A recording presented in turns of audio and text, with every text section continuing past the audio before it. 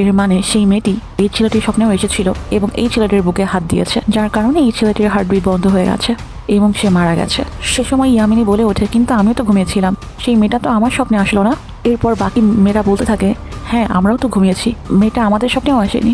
এইসব শুনে রাঘব বলে, এর মানে এই মেয়েটা শুধু ছেলেদের স্বপ্নেই আসে, মেয়েদের না। এই মেয়েটা শুধু ছেলেদের জীবনের পিছনেই পড়ে রয়েছে। এরপর হাস বলে, ঠিক আছে, যতক্ষণ না পর্যন্ত আমরা এখান থেকে বের হচ্ছি ততক্ষণ পর্যন্ত কোনো পুরুষ মানুষ ঘুমাবে না।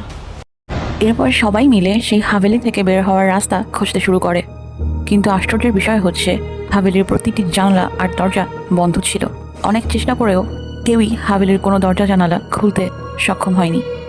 রাহুল নামের একটি ছেলে একটি কাচের জানালা ভেঙে ফেলে আর সে ওই জানালা দিয়ে বের হওয়ার চেষ্টা করে, কিন্তু যেই না রাহুল জানালার বাইরে বের হয় অমনি রাহুলের পা জমে পাথরের মতো হয়ে যায়।